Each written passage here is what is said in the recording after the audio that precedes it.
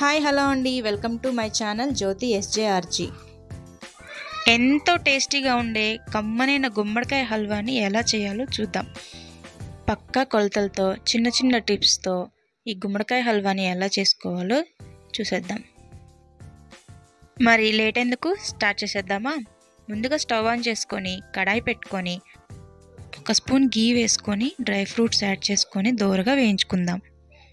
అవి వేయించుకొని పక్కన పెట్టేసుకొని మళ్ళీ అదే కడాయిలో స్టవ్ ఆన్ చేసుకొని ఇంకో 2 స్పూన్స్ నెయ్యి వేసుకొని మంచి ప్యూర్ గీ వేసుకోండి. నేను ఇక్కడ ఆవు నెయ్యినే యూస్ చేశాను, చాలా టేస్ట్గా ఉంటుంది. ముందుగా గుమ్మడికాయని తీసుకొని పీల్ చేసుకొని తురుము పట్టి పెట్టుంచాను. నేను తీసుకున్న గుమ్మడికాయకి కరెక్ట్గా 2 కప్స్ తురుము వచ్చిందనమాట. గుమ్మడికాయ తురుముని కడాయిలో వేసుకొని మంచిగా దోరగా అది మగ్గేంత వరకు వేయించుకుంటూనే ఉండాలి, మధ్య మధ్యలో కలుపుకుంటూ.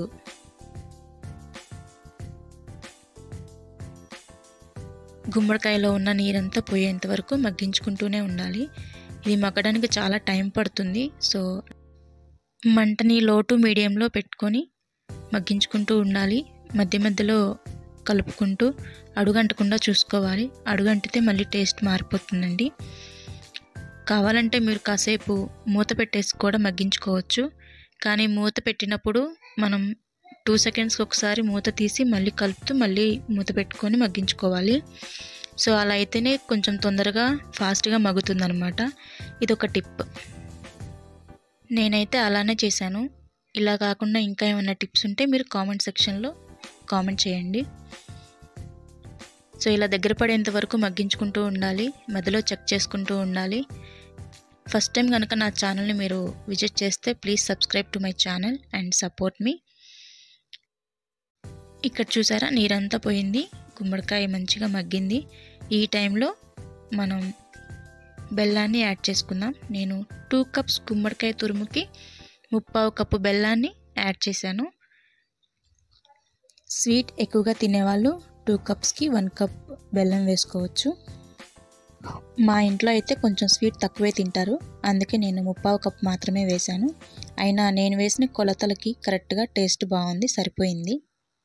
స్వీట్ తక్కువగా తినే వాళ్ళకి ఈ కొలతలతో కరెక్ట్గా వస్తుందన్నమాట. ఇందులో ఒక 5-6 మిరియాలు మంచిగా దంచుకొని యాడ్ చేసుకుంటే దీని టేస్ట్ ఇంకా డబుల్ అవుతుంది. ఆరోగ్యానికి కూడా చాలా మంచిది.